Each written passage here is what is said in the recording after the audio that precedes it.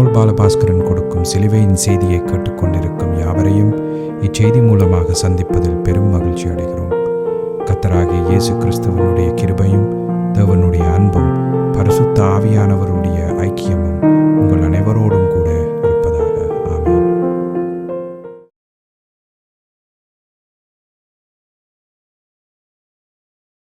நான் போல் பாலபாஸ்கரன். நான் ஒரு இவாஞ்சலிஸ்ட். சிலுவையின் செய்தி என்ற இந்த நிகழ்ச்சியில் என் சகோதரர்கள், என் சகோதரிகள், என் நண்பர்கள் எல்லோரையும் மறுபடியும் சந்திப்பதில் நான் பெரும் மகிழ்ச்சி அடைகிறேன். இந்த அருமையான நேரத்தை கர்த்தராகிய இயேசு கிறிஸ்து எங்களுக்கு ஒதுக்கி தந்திருக்கிறார். இந்த நேரத்தில் கர்த்தருடைய வேத வார்த்தைகளை உங்களோடு பகிர்ந்து கொள்வது எனக்கு மிகுந்த சந்தோஷத்தை அளிக்கிறது என்பதை நீங்கள் அறிந்து கொள்ள வேண்டும். கர்த்தருடைய வார்த்தை என சொல்லப்படும் பொழுது எந்த காலத்திலும் அது சிலுவையில் அறையப்பட்ட கிறிஸ்துவையே பிரகடனப்படுத்துகிறது என்ற உண்மையை நாம் தெளிவாக அறிந்து கொள்ள வேண்டும். சிலுவையில் அறையப்பட்ட கிறிஸ்து தான் சுவிசேஷம் என்பதையும், சிலுவையில் அறையப்பட்ட கிறிஸ்து தான் மனுஷனுக்கு ரட்சிப்பை கொடுக்கிறது என்பதையும், சிலுவையில் அறையப்பட்ட கிறிஸ்து தான் விசுவாசிகளுக்கு பரிசுத்தத்தை கொடுக்கிறது என்பதையும், சிலுவையில் அறையப்பட்ட கிறிஸ்து தான் விடுதலை கொடுக்கிறது என்பதையும் நாம் தெளிவாக அறிந்து கொள்ள வேண்டும். சிலுவையில் அறையப்பட்ட கிறிஸ்துவே சுவிசேஷம் என்றதை நாம் தெளிவாக அறிந்து கொள்ள வேண்டும். இப்பொழுது நாம் வேத வார்த்தைக்கு போவோம். ரோமர் 8:8. ரோமர் 8:8. மாம்சத்துக்குட்பட்டவர்கள் தேவனுக்கு பிரியமாக இருக்க மாட்டார்கள். மாம்சத்துக்கு உட்பட்டவர்கள் தேவனுக்கு பிரியமாக இருக்க மாட்டார்கள். இந்த வேத வார்த்தைக்கு நான் தெரிந்து கொண்ட தலையங்கம் அதேதான். மாம்சத்துக்கு உட்பட்டவர்கள் தேவனுக்கு பிரியமாக இருக்க மாட்டார்கள். மாம்சத்துக்கு உட்பட்டவர்கள் தேவனுக்கு பிரியமாய் இருக்க மாட்டார்கள். அப்போ இதை பற்றி நாங்கள் கொஞ்சம் மேலால் இதை பற்றி அறிய வேணும். இப்போ ரோமர் 8:1 இருந்து ரோமர் 8:8 வரையும் நான் தொடர்ச்சியாக பிரசங்கித்து கொண்டு வரதை நீங்கள் அறிந்திருக்கிறீர்கள். இடவிடாமல் மாம்சம் ஆவி, மாம்சம் ஆவி, மாம்சம் ஆவி என்ற அந்த சொற்களே திருப்பி திருப்பி திருப்பி பரிசுத்த ஆவியானவர் தெரிவு செய்திருக்கிறத நாம் மிகுந்த கவனத்துக்கு எடுக்க வேண்டும்.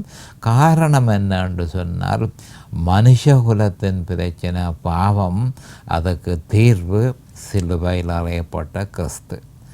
அப்போ இந்த மாம்சம் இதுக்குள்ள எங்கே வருகுதுன்னு சொன்னால், மாம்சம்தான் மனுஷனுக்கு விசுவாசிகளுக்கு பெரும் பிரச்சனை கொடுக்கிறது. இந்த மாம்சம் என்பதை நாம் தெளிவாக அறிந்து கொள்ள வேண்டும்.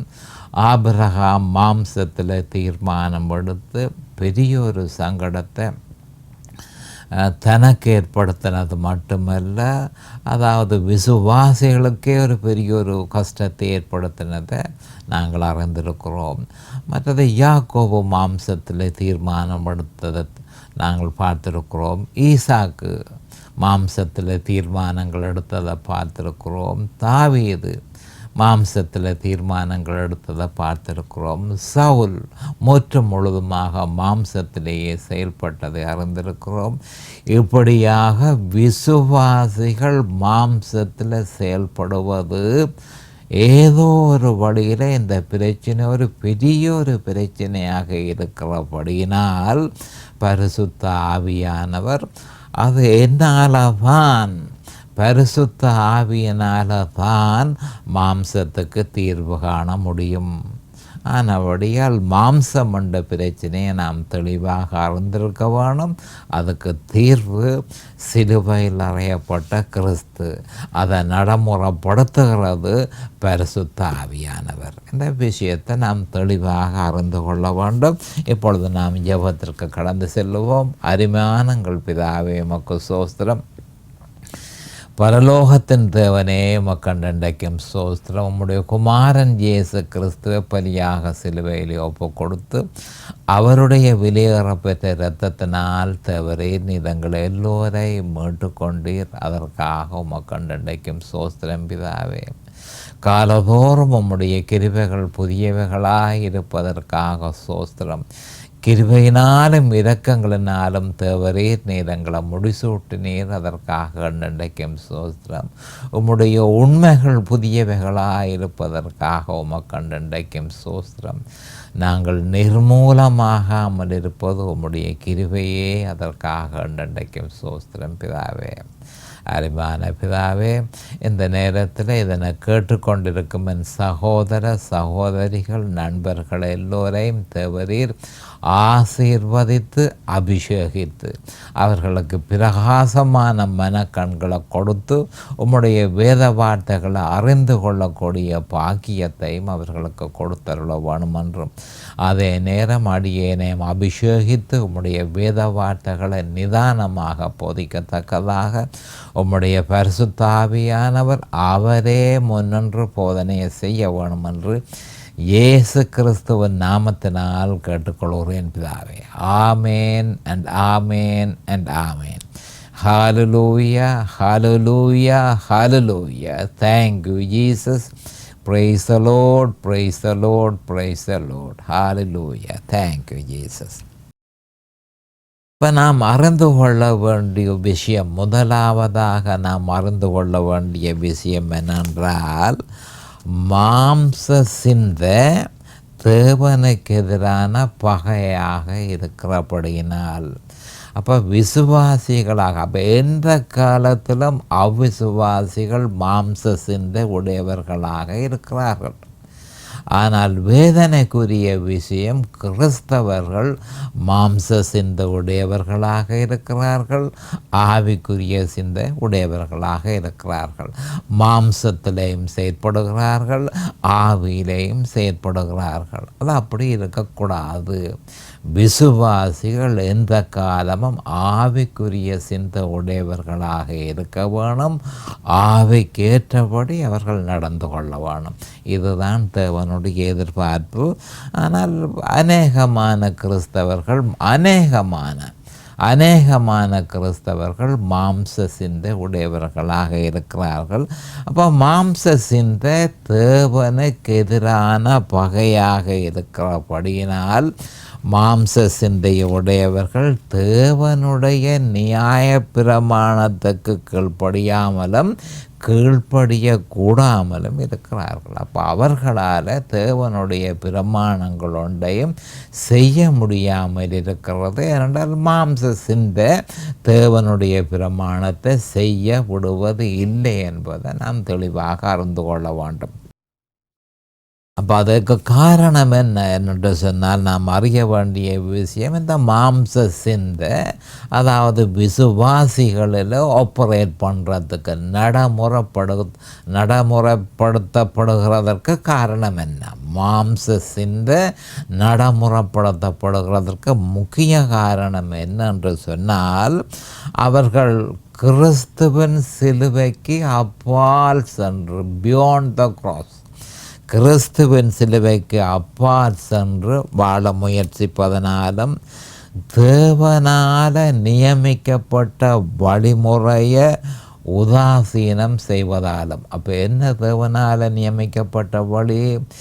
கிறிஸ்துவின் சிலுவையே தேவனால் நியமிக்கப்பட்ட வழி. அப்போ அந்த வழியை அவர்கள் உதாசீனம் செய்வதும் அந்த காரணத்தினால், அப்போ தேவனால் நியமிக்கப்பட்ட வழியை உதாசீனம் செய்கிறதுனால அவர்களால் தேவனுக்கேற்ற முறையில் வாழ முடியாமல் இருக்கிறது. ஏனென்றால் இவர்கள் மாம்சத்துக்குட்பட்டவர்களாக இருக்கிறார்கள். ஆனபடியால் தேவன் இவர்களில் பிரியமாக இருப்பதில்லை. அப்போ இந்த பவுல் அப்போஸ்தலர் யாருக்கு இதை எழுதியிருக்கிறார் என்று சொன்னால் ரோம கிறிஸ்தவர்களுக்கே எழுதியிருக்கிறார் என்பதை நாம் அறிந்து கொள்ள வேண்டும். அப்போ அது ரோம கிறிஸ்தவர்களுக்கு எழுதியிருக்கிறபடியால் உலகத்தில் உள்ள எல்லா கிறிஸ்தவர்களுக்கும் அது பொருந்தும் என்பதை நாம் அறிந்து கொள்ள வேண்டும். அது ரோமருக்கு எழுதியிருக்கிறபடியால் நமக்கு இல்லை என்ற சிந்தனை நமக்கு இருக்கக்கூடாது. அப்போ ஆவியானவர் பவுல் அப்போஸ்தலர் மூலம் இந்த மிக முக்கியமான தகவல்களை ரோம கிறிஸ்தவர்களுக்கு கொடுத்திருக்கிறார். அது நமக்கும் முற்றும் முழுதும் இசைவானது என்பதை நாம் தெளிவாக அறிந்து கொள்ள வேண்டும். அப்போ இந்த மாம்ச சிந்தை ஏற்படுகிறதற்கு முக்கியமான காரணம் என்னென்று சொன்னால், கிறிஸ்தவர்கள் சிலுவைக்கு அப்பால சென்று வாழ முயற்சிக்கிறதுனாலும் தேவனால நியமிக்கப்பட்ட வழி, ஜெயம் கொண்ட கிறிஸ்தவ வாழ்க்கைக்கு தேவனால நியமிக்கப்பட்ட வழியை அறியாமல் இருக்கிறதுனாலும் அல்லது உதாசீனம் செய்கிறதுனாலும் அவர்களால் தேவனுக்கேற்றபடி வாழ முடியாமல் இருக்கிறது. காரணம், அவர்கள் மாம்சத்துக்கு உட்பட்டவர்களாக இருக்கிறார்கள். ஆனபடியினால் தேவன் அவர்களில் பிரியமாயிருப்பதில்லை என்பதை நாம் தெளிவாக அறிந்து கொள்ள வேண்டும். அப்போஸ்தலர் பவுல் அடிக்கடி தன்னுடைய நிருபங்களில் மாம்சம் என்றும் மாம்சத்தில் என்றும் மாம்சத்தின் படி என்றும் மாம்சத்துக்குட்பட்டவர்கள் என்றும் கூறியிருக்கும் சொற்றொடரின் தாற்பயம் என்ன என்பது பற்றி அதிகமான கிறிஸ்தவர்கள் எதனையும் அறியாதவர்களாக இருக்கிறார்கள். அப்போ என்ன காரணத்துக்காக பவுல் அப்போஸ்தலர் அடிக்கடி இப்படி சொல்லி கொண்டிருக்கிறார்? அப்போ ரோமர் 8:1 8 வரையும் இருக்கிற வேத வாக்கியங்களை ஒவ்வொன்றாக பார்த்து கொண்டு போனால் அங்கே மாம்சத்தில் என்று சொல்லப்பட்டிருக்குது, மாம்சம் என்று சொல்லப்பட்டிருக்கு, மாம்சத்தின் படி என்று சொல்லப்பட்டிருக்கு, மாம்சத்துக்குட்பட்டவர்கள் என்று சொல்லியிருக்குது. அப்போ இதுகள தாற்பயம் என்ன என்பதை நாம் தெளிவாக அறிந்து கொள்ள வேண்டும். ஏனென்று சொன்னால், அதாவது மாம்சம் கிறிஸ்தவர்களுக்கு இந்த கிறிஸ்தவ வாழ்க்கையை நடத்துறதுக்கும் தேவனுடைய பிரமாணங்களுக்கு கீழ்ப்படியவும் அனுமதிக்கிறதில்லை. விசுவாசிகளை அனுமதிக்காதபடிக்கு தாங்க முடியாத பிரச்சனைகளை விசுவாசிக்கு கொடுத்து கொண்டிருக்கிறத அனுபவப்பட்ட கிறிஸ்தவர்கள் நேரடியாக சொல்லுவார்கள். மாம்சம் முதலாவது பிரச்சனை. உள்ளுக்குள்ளே இருக்கிற பிரச்சனை மாம்சம், வெளியால் இருக்கிற பிரச்சனை உலகமும் பிசாசும். அப்போ உள்ளுக்குள்ளே இருக்கிற பிரச்சனை வழியை கொடுத்து, அதாவது உலகமும் பிசாசுகளும் தனக்குள்ளுக்குள்ளே வாரதற்கு வழியை திறந்து வைக்கிறது மாம்சம் என்பதை நாம் தெளிவாக அறிந்து கொள்ள வேண்டும். மறுபடியும் சொல்கிறேன், மாம்சம் மிக முக்கியமான ஒரு பிரச்சனை. அது உள்ளுக்குள்ளே இருக்கிற பிரச்சனை. அப்போ பிசாசும் உலகமும் வெளியால் இருக்கிற பிரச்சனை. அப்போ உள்ளுக்குள்ளே இருக்கிற மாம்சம், அதாவது எப்படியாகுதல் இந்த உலகமும் இந்த பிசாசுகளும் விசுவாசிக்குள்ள வருகிறதற்கு தன்னாலே அவ்வளவு முயற்சியையும் செய்து சகல பாதைகளையும் திறந்து வைக்கிறது என்ற உண்மையை நாம் மறந்து கொள்ள வேண்டும்.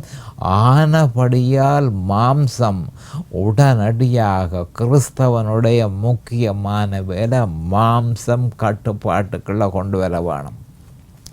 மிக முக்கியமான வேலை மாம்சம் கட்டுப்பாட்டுக்குள்ளே கொண்டு வர வேண்டும். இப்போ உதாரணமாக பழைய ஏற்பாட்டில் தாவீது எருசலேமில் ராஜாவான உடனே முதலாக அவன் செய்த வேலை என்னென்று சொன்னால், எபூசியர் மாம்சமாகிய எபூசியரை முழுதுமாக கதிகலங்க வச்சு அவர்களை அப்புறப்படுத்தி அவர்கள் இருந்த இடத்துல தாவீதின் நகரத்தை அந்த அந்த அவர்கள் இருந்த எருசலேம் என்ற அந்த இடத்தை தாவீதின் நகரமாக மாற்றினான், வெற்றி கொடியை நாட்டினான் என்று சொல்லப்படுகிறது. அப்போ அதே மாதிரி ஒவ்வொரு கிறிஸ்தவர்களும் இந்த மாம்சத்தின் பிரச்சனையை முற்றும் முழுதுமாக முறியடித்து வெற்றி கொடி நாட்ட வேண்டும் என்பதை நாம் தெளிவாக அறிந்து கொள்ள வேண்டும். இஸ்ரவேலியர்களும் எகிப்தில் இருந்து வனாந்தரத்துக்கு போன பொழுது அவர்களுக்கு தண்ணீர் கிடைத்த உடனே ரெவிதீமில் அந்த 17ஆம் அதிகாரம், யாத்திராகமம் 17ஆம் அதிகாரத்தில் அவர்களுக்கு தண்ணீர் கிடைத்த உடனே அமலேக்கியர் யுத்தத்துக்கு வந்தார்கள். மாம்சமான அமலேக்கியர் அவர்களோடு யுத்தத்துக்கு வந்தார்கள். ஆனால் மோசே உடனடியாக யுத்தத்தை ஆரம்பித்து முற்று முழுதுமாக அமலேக்கியரை தோற்கடித்தான். அப்போ இந்த கட்டத்தில் தான் ஆண்டவர் சொல்லியிருக்கிறார், அமலேக்கியரை வானத்தின் கீழ் எங்கும் இராதபடிக்கு நாசம் பண்ணுவேன் என்று சொல்லி ஆண்டவர் சொல்லியிருக்கிறார். அப்போ நாம் அறிய வேண்டிய முக்கியமான விஷயம், மாம்சம் இந்த பூமியில் இருக்கலாம், ஆனால் மாம்சம் நம்மை ஆள ஒரு பொழுதும் நாம் விடக்கூடாது என்பதை நாம் அறிந்து கொள்ள வேண்டும். அப்போ நமக்கு விசுவாசிகளாக இருக்கிற, நமக்கு உள்ளுக்குள்ளே இருக்கிற மாம்சம், அந்த மாம்சம் நம்மை ஆள ஒரு பொழுதும் நாம் விடக்கூடாது என்பதை நாம் தெளிவாக அறிந்து கொள்ள வேண்டும். முதல் வேலையாக மாம்சம் முற்றும் முழுதுமாக கட்டுப்பாட்டுக்குள்ளே கொண்டு வர வேண்டும். அப்போ நான் சொல்கிறது என்னன்னு சொன்னால், மாம்சத்தின் இச்சைகள், மாம்சத்தின் கிரியைகள் நம்ம வாட்டும் பொழுது, அது தண்ணீர் பரிசுத்த ஆவியினால ஞானஸ்தானம் செய்யப்பட்ட உடனே இந்த மாம்சத்தின் பிரச்சனைகள் உடனடியாக ஆரம்பமாகும்.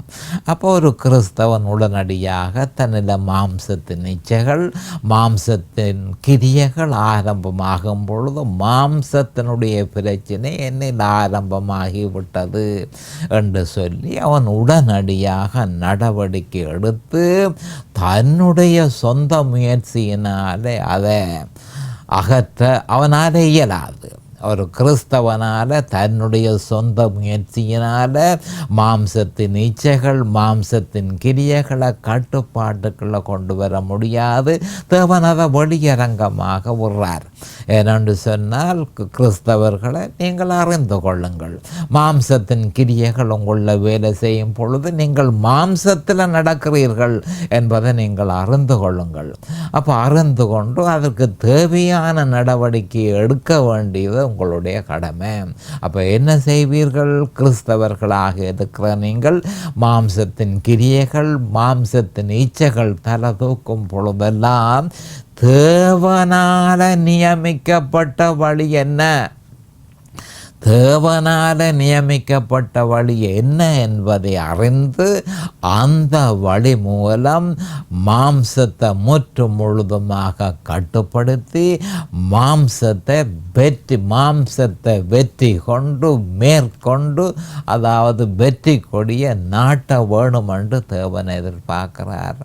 தாவீது வெற்றி கொடி நாட்டினான், மோசே வெற்றி கொடி நாட்டினான். கர்த்தருடைய உதவியோடு அவர்கள் வென்றார்கள்.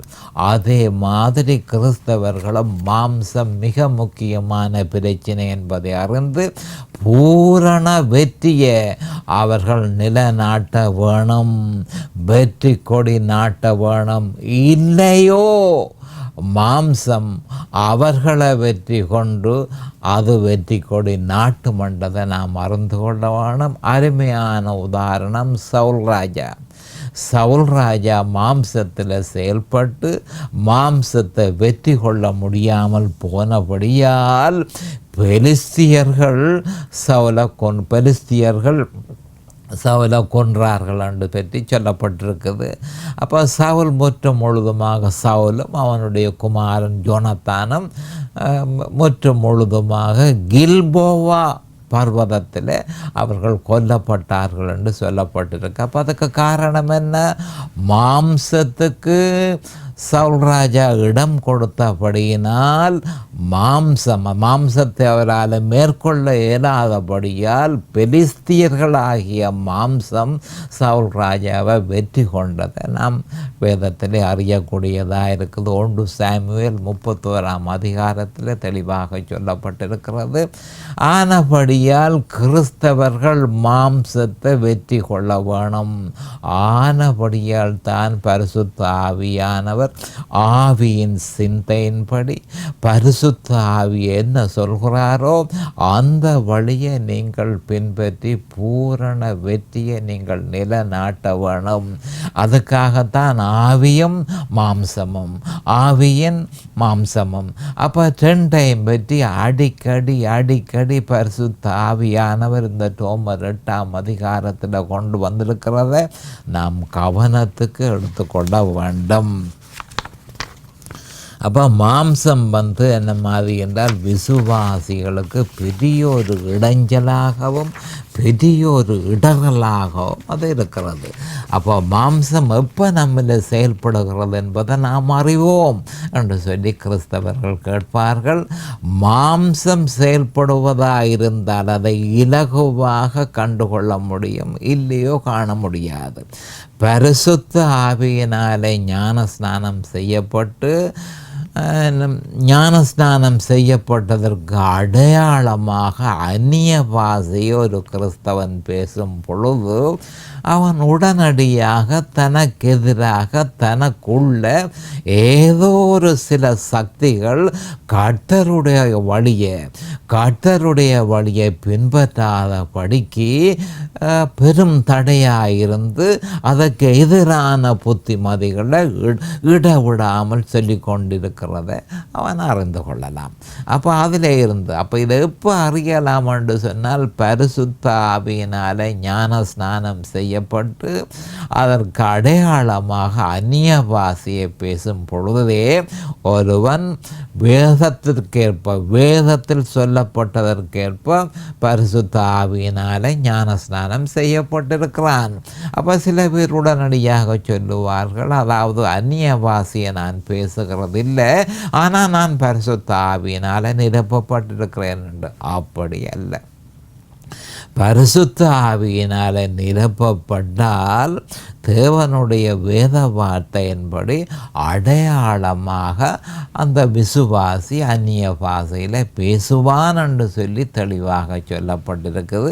அநேகமான கிறிஸ்தவர்கள் அதை ஒத்துக்கொள்ளாமல் அதை ஏற்றுக்கொள்ளாமல் அதனால் வருகிற நன்மைகள் எல்லாவற்றையும் இழந்து போகிறார்கள் என்பதை நாம் தெளிவாக அறிந்து கொள்ள வேண்டும். அப்போ ஒரு விசுவாசியில மாம்சம் வேலை செய்கிறதாண்டதை எப்போ கண்டுகொள்ளலாம் என்று சொன்னால், பழைய ஏற்பாட்டில் இஸ்ரவேலியர்களுக்கு தண்ணீர் கிடைத்த உடனே அமலேக்கியர் யுத்தத்தை ஆரம்பித்தார்கள். அதே மாதிரி என்ன மாதிரி என்று சொன்னால் கிறிஸ்தவர்களும் பரிசுத்த ஆவியினாலே ஞான ஸ்நானம் செய்யும். அதுக்கு முதலே ரட்சிக்கப்பட்ட உடனேயே மாம்சம் எல்லா பக்கத்தாலும் எதிர்ப்பு தொடங்கிடும். ஆனால் அதை துல்லியமாக அடையாளம் கண்டுகொள்ள முடியும் எப்போ என்று சொன்னால் பரிசுத்த ஆவியினாலே ஞான ஸ்நானம் செய்யப்பட்டு ஞான ஸ்நானம் செய்யப்பட்டதற்கு அடையாளமாக அந்நிய பாஷையை பேசும் பொழுது தனக்கு உள்ளுக்குள்ள பல்வேறு சங்கடங்கள் பல்வேறு இடரல்களை கொடுக்கக்கூடிய சில புத்திமதிகள் வருகிறத ஒரு கிறிஸ்தவன் அறிந்து கொள்ளுவான். அப்பொழுது அவன் அறிந்து கொள்ளணும் இச்சைகள் ஆரம்பிக்கிறதையும் கிரியைகள் மாம்சத்தின் கிரியைகள் ஆரம்பிக்கிறதையும் அவன் கண்டுகொள்ளுவான். அப்பொழுது தன்னில் மாம்சம் கட்டுப்பாடு வைக்க முயற்சிக்கிறது என்றதை அவன் அறிஞ்சு உடனடியாக தாவீதை போல மோசேயை போல தேவனுடைய வழி என்ன என்று கண்டறிந்து உடனடியாக யுத்தத்தை மாம்சத்துக்கு எதிராக செய்து வெற்றி கொடி நாட்ட வேணும் என்பதை நாம் தெளிவாக அறிந்து கொள்ள வேணும். அப்படி வெற்றி கொடி நாட்டவில்லையாயிருந்தால் மாம்சம் வெற்றி கொடி நாட்டியே தீரும் என்பதை நாம் தெளிவாக அறிந்து கொள்ள வேண்டும். ஆனபடியால் தான் பரிசுத்த ஆவியானவர் மாம்சம் மாம்சம் என்று சொல்லி அடிக்கடி அந்த சொற்களை அவர் கொண்டு வந்திருக்கிறார். நாம் ஆனபடியால் கூடுதலான கவனம் செலுத்தி பரிசுத்த ஆவியானவர் என்ன சொல்லுகிறார், பரிசுத்த ஆவியானவர் என்ன சொல்லுகிறார், அவர்தான் இந்த மாம்சத்திலிருந்து தப்பி போக, மாம்சத்திலிருந்து பூரண வெற்றி அடைய உதவி செய்கிறவர் பரிசுத்த ஆவியானவர். ஆவிக்கேற்றபடி நடந்து கொள்ளுங்கள், அப்பொழுது மாம்ச இச்சையை நிறைவேற்றாதிருப்பீர்கள் என்று சொல்லப்பட்டு கிடக்கும். அப்போ அது என்ன மாதிரி என்று சொன்னால் கவனமாக, அது அப்படி என்றால் மனிதர்களாகிய நாம் எல்லோரும் அக்கிரமங்களினாலும் பாவங்களினாலும் மரித்து இந்த பூலகத்தில் பிறந்திருக்கிறோம் என்று சொல்லி எபேசியர் 2:1 சொல்லப்பட்டிருக்கிறது.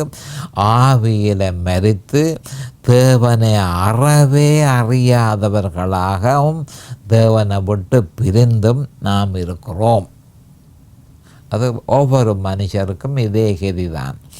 இப்போ இதன் நிமித்தம் தேவ பலம் இல்லாதவர்களாக நாங்கள் இருக்கிறோம். தேவ பலம் இல்லாதவர்களாக பிறந்திருப்பதனால் நாம் சுயபலத்தை நாடுவதை தவிர வேறுபடி ஒன்றும் நமக்கு இல்லை. ஆவியில் மரித்து போன ஆதாமும் ஏவாளும் தம்முடைய நிர்வாணத்தை அத்தியிலையினால் சுயபலத்தினால் அத்தியிலையினால் மூடிக்கொண்டது போல ஆதியாகமம் 3:7 ஆதாமிலிருந்து தோன்றிய சகல மனிதரும் தேவனை அறியும் வரையும் அல்லது தேவனால் அறியப்படும் வரைக்கும் சுயபலத்தை நாடுவதை தவிர வேறு எந்த வழியும் இல்லை என்பதை நாம் அறிந்து கொள்ள வேண்டும். அப்போ சுயம் எப்பொழுதும் அம்புலன்களை நாடி அவற்றின் மூலமாக பலத்தை சேகரிக்கும். அது மட்டுமல்ல, தான் சேகரித்த பலத்தை இயன்ற அளவு செயற்படுத்தவும் முயற்சி செய்யும். அப்படியானால் சுயபலம் என்றால் என்ன என்ற கேள்வியை அநேகமான கிறிஸ்தவர்கள் அதனால் சுயபலம் என்று சொல்லி சுயத்தினால் சேகரிக்கப்பட்ட பலன்கள், ஒருவனுடைய சொந்த முயற்சி, அவனுடைய படிப்பு, அவனுடைய கெட்டித்தனம், அவனுடைய சமூக அந்தஸ்து, அவனுடைய தொழில், அவனுடைய ஐஸ்வர்யம் யாவற்றையும் சுயபலம் என்றும் மாம்சம் என்றும் அழைக்கப்படுகிறது. அப்போ சுயத்தினால் தேடிக்கொண்ட பலம் இதுகளாக இருக்கிறது. அவனுடைய படிப்பு, அவனுடைய கெட்டித்தனம், அவனுடைய சமூக அந்தஸ்து, அவனுடைய தொழில், அவனுடைய ஐஸ்வர்யம், இவை யாவையும் சுயபலம் என்றும் மாம்சம் என்றும் அழைக்கப்படுகிறது. சுருக்கமாக மனிதனால் செய்யக்கூடிய யாவற்றையும் மாம்சம் உள்ளடக்கிறது.